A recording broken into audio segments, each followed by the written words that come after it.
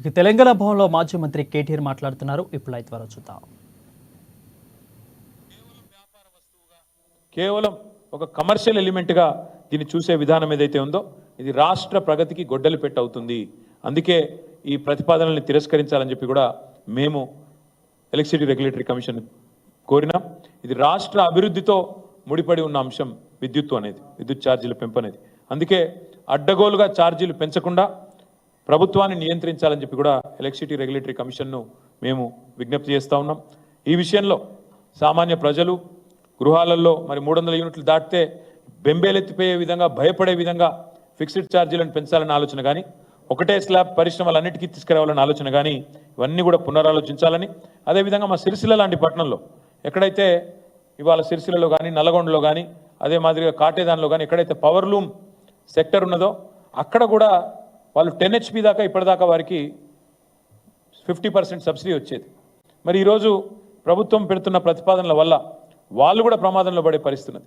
కాబట్టి మరి వారి విషయంలో కూడా ప్రభుత్వం పునరాలోచించాలని చెప్పి కూడా కోరుతూ ఈ ఎలక్ట్రిసిటీ రెగ్యులేటరీ కమిషన్ చైర్మన్ గారు ఏం చెప్పారు మాకంటే, మరి ఇవాళ మీరు వాదన వినిపించారు, జగదీష్ రెడ్డి గారు మా పార్టీ తరఫున వాదన చెప్పారు.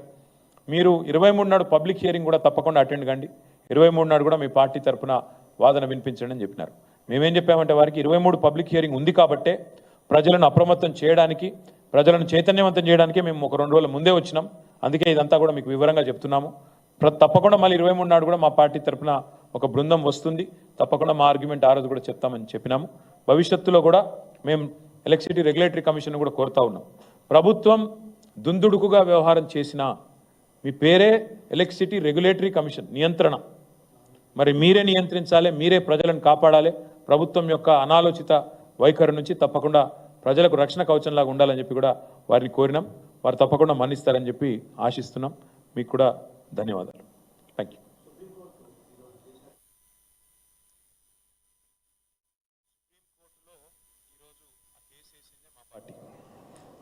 కపిల్ సిబల్ గారిని నా దగ్గరికి మొన్న పిల్లలందరూ వచ్చి, ఆ రోజు నేను అశోక్ నగర్కి పోవడానికి బయలుదేరుతుంటే ఇక్కడ పోలీసులను 100ల సంఖ్యలో మోహరించినారు సార్, మీరు రాగానే అరెస్ట్ చేద్దామని రెడీగా ఉన్నారు, మేమే వస్తాము అని చెప్పి పిల్లలందరూ ఇక్కడికి వచ్చినారు.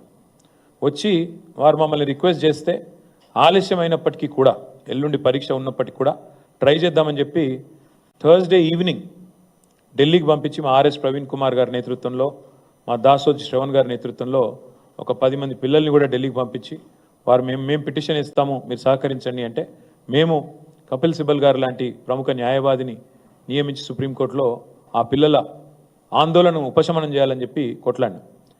దురదృష్టం ఏమంటే ఫ్రైడే వస్తుందేమో, అర్జెంట్ మెన్షన్ చేస్తే ఫ్రైడే తీసుకుంటారేమో అనుకున్నాం. కానీ ఫ్రైడే తీసుకోలేదు, మండే తీసుకుంటాం ఫస్ట్ ఇష్యూగా అన్నారు. ఈరోజు మండే తీసుకున్న తర్వాత మరి సుప్రీంకోర్టు ఏమీ తిరస్కరించలేదు. సుప్రీంకోర్టు చెప్పిందల్లా పరీక్ష ఈరోజే ఉన్నది కదా, మరి public service commission already process start చేసింది, పిల్లలు కూడా ఈ పాటికి పరీక్ష కూర్చొని ఉంటారు, కాబట్టి ఈ సమయంలో ఆపడం అనేది కరెక్ట్ కాదు.